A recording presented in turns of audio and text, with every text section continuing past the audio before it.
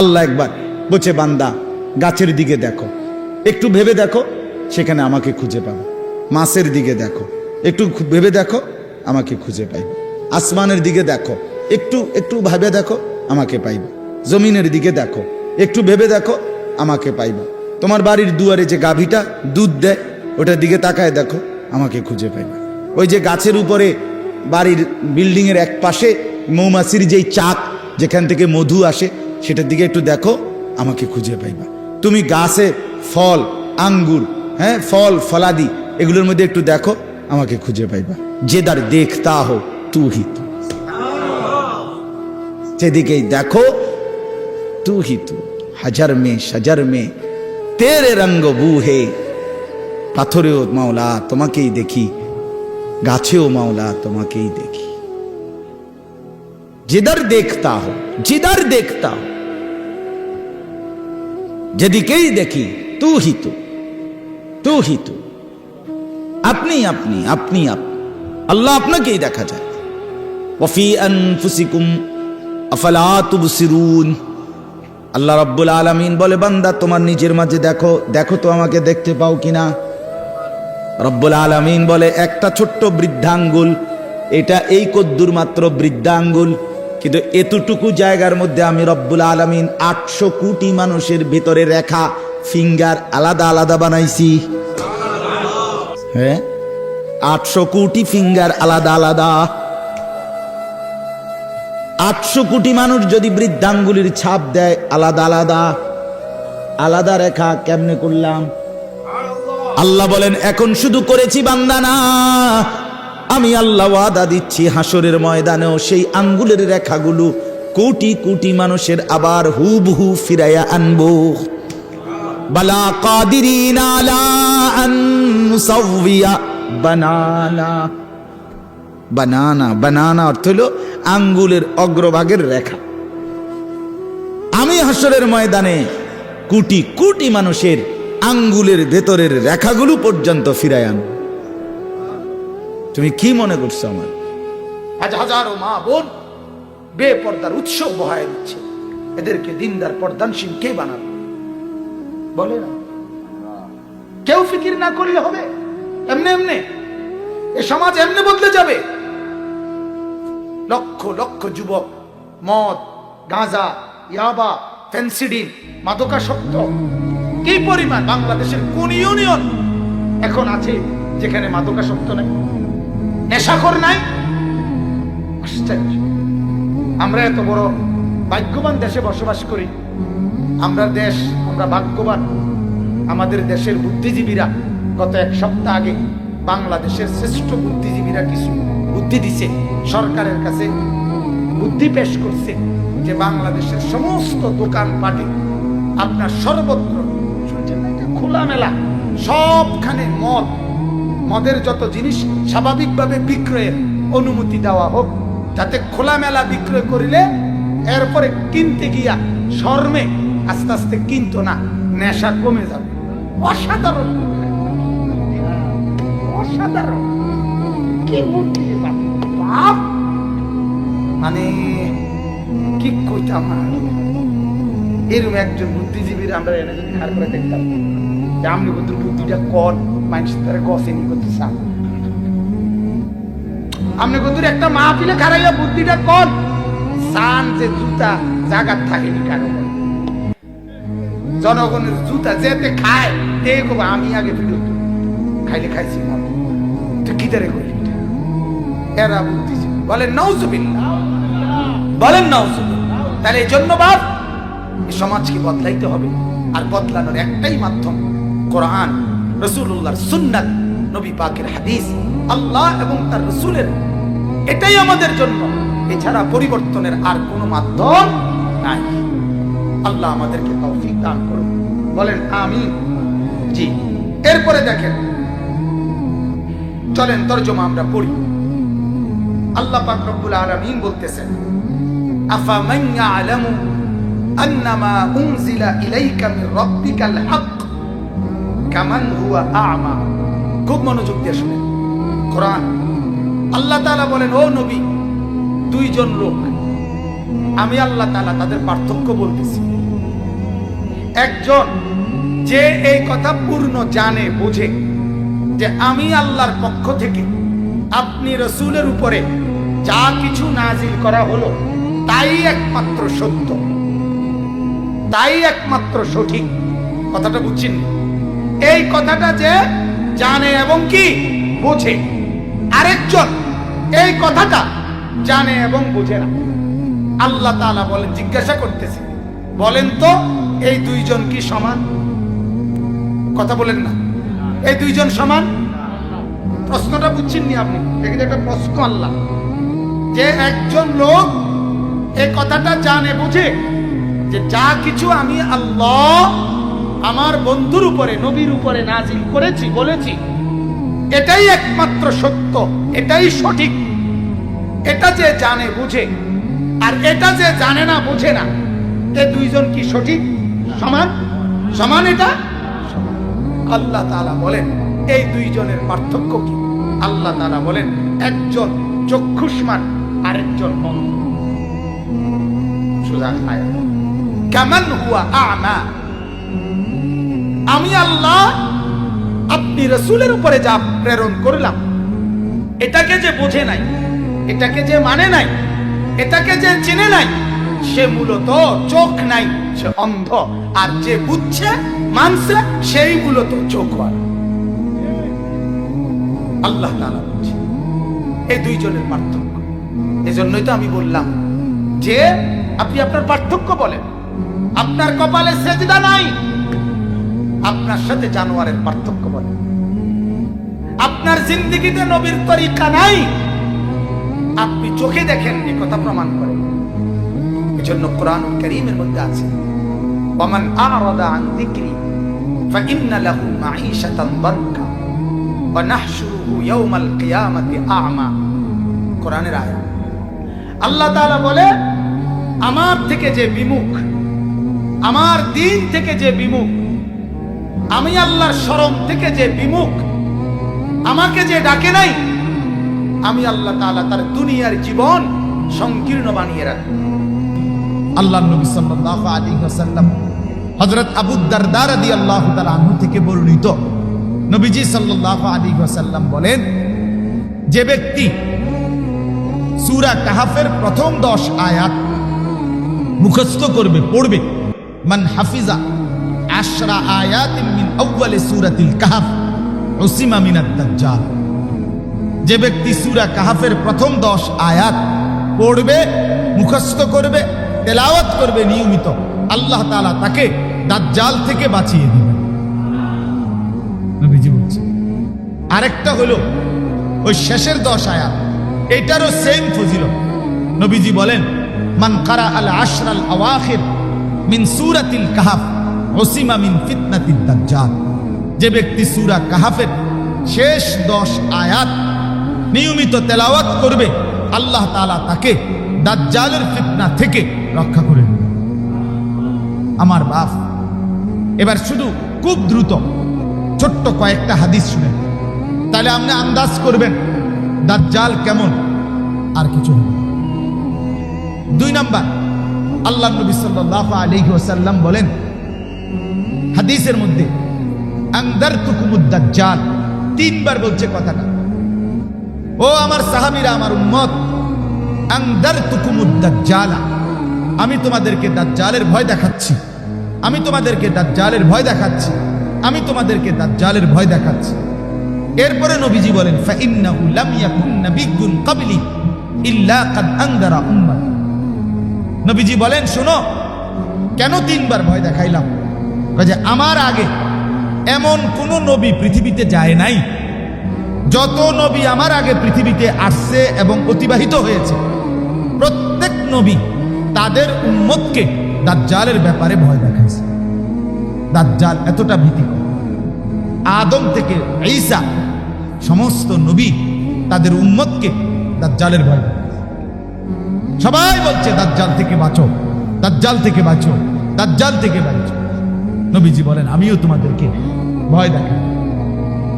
এবার দাজ্জাল কেন এত ভয়ঙ্কর? দাজ্জালের ফিতনা এতটা বিপজ্জনক কেন? আমি খুব দ্রুত সংক্ষেপে কথাগুলো বলতেছি। আমরা প্রত্যেকেই বুঝি, আলহামদুলিল্লাহ, যে এখানে যারা আছি সবাই বুঝি, এক মানুষের জীবনের সবচেয়ে বড় সম্পদের নাম নিয়ামত, সেটা হলো ঈমান। কি বলেন? কালেমার চাইতে দামি কিছু আপনার আমার আছে কি? ঈমানের চাইতে দামি কিছু আপনার আমার আছে কি? গোটা পৃথিবী যদি আপনি 100 বারও পান, অথচ আপনি বেঈমান, আছে কি কোনো মূল্য? আপনি যদি ঈমানদার কিন্তু আপনি যদি গোটা পৃথিবীও না পান, হাসরের ময়দানে আপনি দামি কিনা বলেন? তাহলে এক মানুষের জীবনের সবচেয়ে বড় সম্পদ, সর্বশ্রেষ্ঠ নিয়ামত, সেটা হলো ঈমান। ঈমান, জীবনে কিছুই পেলেন না, আল্লাহকে পেলেন, সব পাই। আমার শায়েখ আল্লামা মুফতি মুশতাকুন নবী সাহেব বলে, তুমি আল্লাহকে হারিয়ে গোটা পৃথিবীও যদি পাও, তুমি কিছুই পাইলা না। তুমি আল্লাহকে পেয়ে যদি গোটা পৃথিবীও হারাও, তুমি কিছুই হারাইলা না। আল্লাহকে হারিয়ে সব পাওয়া পাওয়া না, আল্লাহকে পেয়ে সব হারানো হারানো না। আল্লাহ হারাইলে সব হারা, আল্লাহ পেলে সব পাওয়া। जो तू मेरा तो सब मेरा, যখন তুমি আমার সবই আমার। फलक मेरा जमीन में, आसमानो আমার जमीनो, अगर एक तो नहीं मेरा तो कोई शै नहीं। যখন আল্লাহই আমার না হয় তখন আমার কিছুই নেই। আমি তো সব সময় বলি, বা দুনিয়ার এই ভোগ বিলাস আরাম আয়েশ, দালান বলেন, বাড়ি বলেন, বিল্ডিং বলেন, খাদ্য বলেন, খাবার বলেন, স্ত্রী বলেন, সন্তান বলেন, আয় বলেন, রোজগার বলেন, খাট বলেন আর পালং বলেন আর সোফা বলেন, এ তো আল্লাহ তাআলা কাফেরকেও দিচ্ছে, বেঈমানকেও দিচ্ছে, ইহুদি, খ্রিস্টান, নাস্তিক, মুরতাদ, সবাইকে তো আল্লাহ তাআলা দুনিয়া ভোগ করাচ্ছে। কিন্তু ঈমান তো আল্লাহ তাআলা সবাইকে দেন, দিছি কি বলেন? তাহলে ঈমান যে পেল, সে আলাদা কিছু পাই, সে আলাদা সম্পদ পেল, আলাদা নেয়া। তাহলে অতএব ঈমান হলো সর্বশ্রেষ্ঠ দামি সম্পদ। এই দাজ্জাল যেটা বললাম, কেন এত ভীতিকর? সব নবী ভয় দেখাইছে, সমস্ত মানুষের জন্য সবচেয়ে বড় বিপদ। কেন? দাজ্জাল যখন নবীজি বলছে আখিরি জামানায়, ওই হাদিসটা রয়েছে এখানে, ওই যে নবীজি যে বলছে, আমি তোমাদেরকে 3 বার বলছি, ভয় দেখাইলাম, এবং কোন নবী যায় নাই যে তোমাদের তার উম্মতকে দাজ্জালের ভয় দেখায় নাই। এরপরে আরেকটু রয়েছে, নবীজি বলেন, ফাইন্নাহু ফীকুম আইয়াতুহাল উম্মাহ, হে আমার উম্মত, সব নবী ভয় দেখাইছে, কিন্তু শুনে নাও, আমার বেলায় কিন্তু শুধু ভয় না, বরং আমার উম্মতের সামনেই নিশ্চিত দাজ্জাল আসবে। কারণ আমার উম্মতের পরে আর উম্মত নাই, এরপরেই কিয়ামত, এরপরে ইসরাফিলের ফুঁক। কাজেই আমার উম্মতের কারো না কারো সামনে কে আসবে? দাজ্জাল। হয় আমি, নয় আমার ছেলে, নয় আমার নাতি, একজন না একজনের সামনে দাজ্জাল আসবেই আসবে।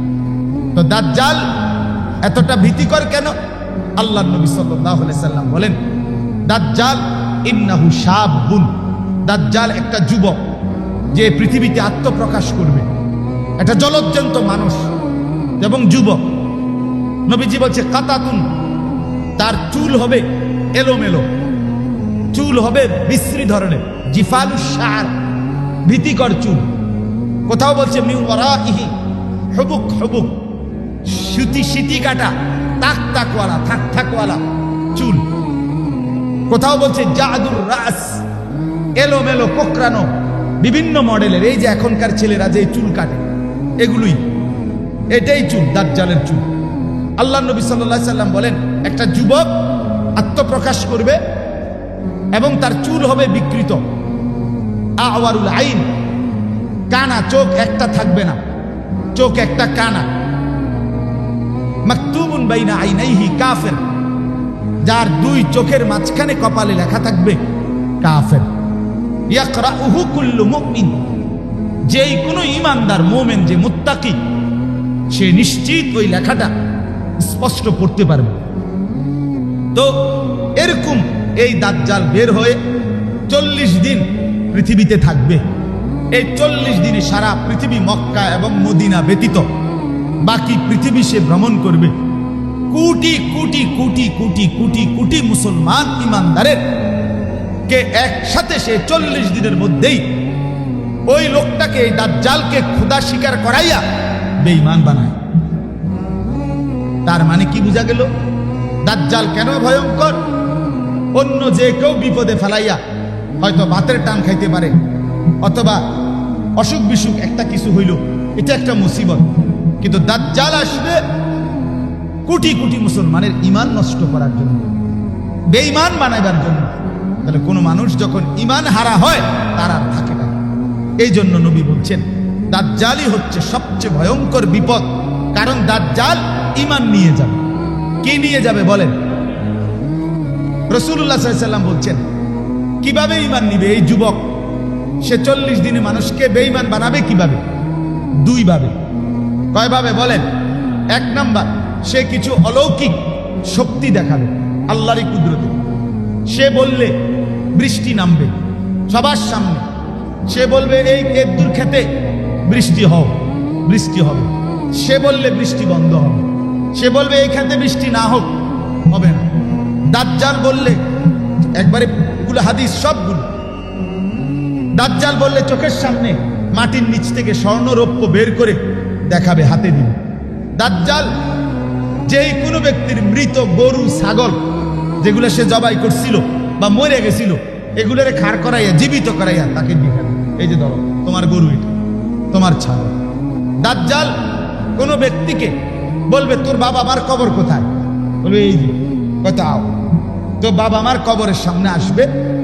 আসার পরে ওই দাজ্জাল ডাক দিবে তার বাপ মা দোনোজন কবর থেকে দাঁড়াইয়া। সে বলবে, এই বাপ মা বলবে ফুতেরে, ফুত এটাই তোর খোদা, এর মাইনা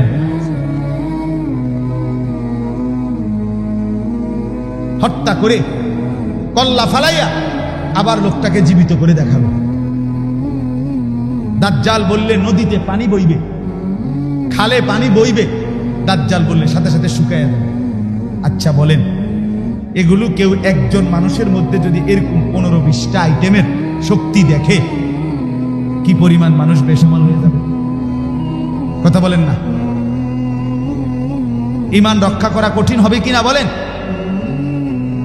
একদিক বলছি, দুইভাবে। আরেকটা হলো নবীজি সাল্লাল্লাহু আলাইহি সাল্লাম বলেন দাজ্জাল আগমনের আগে পৃথিবীতে 3 বছর দুর্ভিক্ষ থাকবে।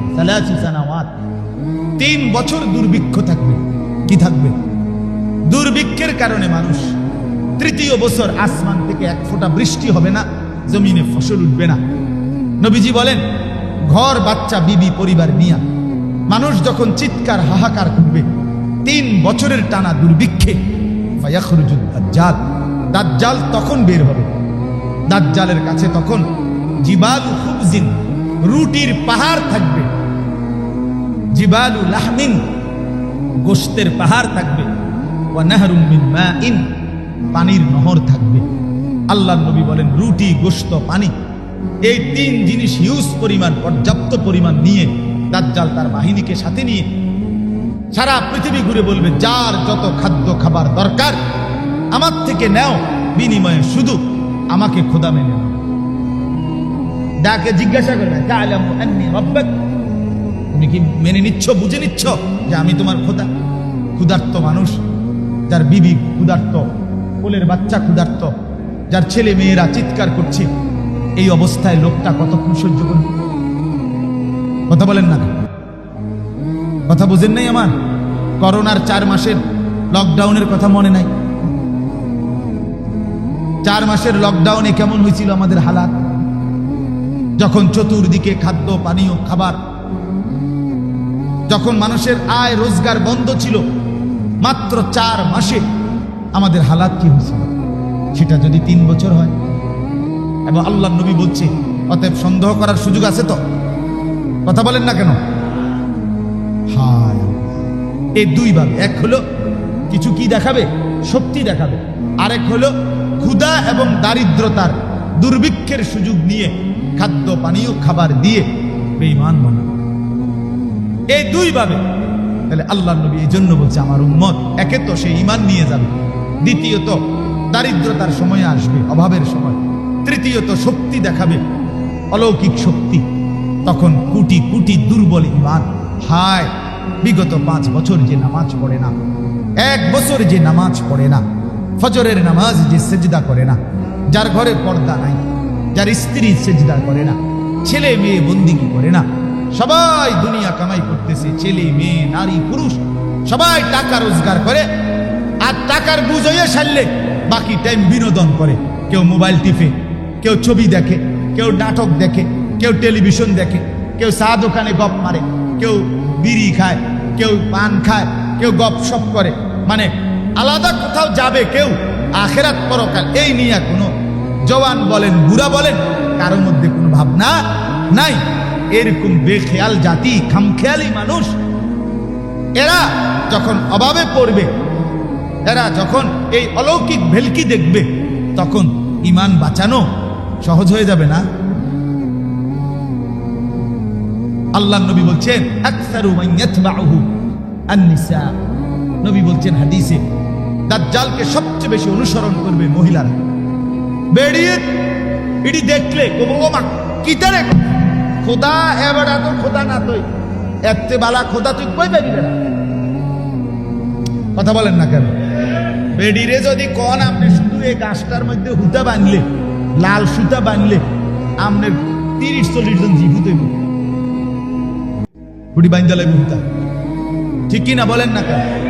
যত জায়গায় ভণ্ডামি হয়, বেসরা যত, সেখানে নারীর আড্ডা বেশি দেখবে, সেখানে নারীর আড্ডা। মহিলাদের দিল দুর্বল থাকে, এবারে শুধু কইবেন বাঁশ মুয়ার মধ্যে পানি পড়ে, হ্যাঁ বাঁশের গাছ, বাঁশের কর্ফুল থেকে এটা খাইলে রোগ বালা। ফজরের আগে দেখবেন 100 মহিলা সিরিয়াল করে গেছে, ঠিক কিনা বল? এরকম তো হয়েছে, অসংখ্য হয়েছে। বুঝেন আমরা ঈমান কত দুর্বল। রাতের 11টা বাজে কইছি আজান দাও, দিয়ে লাইছে আজান, সারা দেশে আজান। কেউ কি করোনা ভালো বলছে, চা খাইতো কোন বাচ্চা বলে কইছে মোর জন্ম নিয়া, কইছে সবাই কইছে রং চা খাইতে, চিনি ছাড়া সবাই চা খাওয়া শুরু করছে। আমি দেখছি একজন আমার পরিচিত এক লোক বলছি আমি চা খাইছি। আমি অবশ্যই চিনি দিচ্ছেন না? কয় না চিনি দিচ্ছি। কাল্লা সারাইছে, চিনি দিলে তো ডায়াবেটিস হইতে হবে। এই হলো অবস্থা। যাই হোক, আমাদের ঈমান দুর্বল। আমরা বেআমলের কারণে, আল্লাহর নাফরমানির কারণে আমার ভাই আমাদের ঈমান দুর্বল। এই যুবকরা কিভাবে দিন বাঁচাবে বলে? যে ছেলেটা 365 দিনে কোনোদিন ফজরের নামাজ পড়ে নাই, একটা বছর, এই ছেলে হিম্মত পাবে বলে? এটা তো স্লোগান না, এটা নিজের ঈমান বাঁচানো। কথা বুঝেন? এটা কোনো মিছিল মিটিং না, এটা জীবন বাঁচানো, ঈমান বাঁচানো। তো বলতেছিলাম, আল্লাহ নবী সাল্লাল্লাহু আলাইহি ওয়াসাল্লাম বলেন, এই অভাব, দারিদ্রতা, দুর্ভিক্ষ, এই শক্তি, এই সব কিছু নিয়ে দাজ্জাল, তার সাথে 70,000, আল্লাহ নবী বলছে 70,000 ইহুদি 24 ঘন্টা তার সাথে থাকবে, তার বাহিনী। এই বিশাল বাহিনী নিয়ে দাজ্জাল যখন মানুষকে বলবে ঈমান দাও, দুনিয়া নাও, যা লাগবে নাও, বিনিময়ে কি দিয়ে দাও, মানুষ ঈমান হারায়। এই জন্য নবী বলছে উম্মত এটা হবে, এটা হবে, এটা হবে, কোনো সন্দেহ নাই। কারণ আগের নবীর উম্মতদের আমলে চলে গেছে, এখন একমাত্র এই পৃথিবীতে আছি শুধু আখেরি নবীর উম্মত আমরা, ঠিক কিনা বলেন? এখন হতে পারে আমি কবরে চলে গেলাম, মনে করেন আমার ছেলের সামনে আসলো, আমার নাতির সামনে বের হইল, তো আমি কি চাইবো আমার ছেলে, নাতি, বংশধর তারা জাহান্নামী হোক? কথা বলেন না? তাইলে বলে, তাইলে বলে। এই জন্য আশ্চর্য হাদিস সব শুনেন, আমি নিজে পড়ছি। রাসূলুল্লাহ সাল্লাল্লাহু আলাইহি ওয়াসাল্লাম বলেন, দাজ্জাল কখন বের হবে? নবীজি বলছেন, লা ইয়াখরুজুদ দাজ্জাল হাত্তা ইয়াদহালান নাসু যিকরা।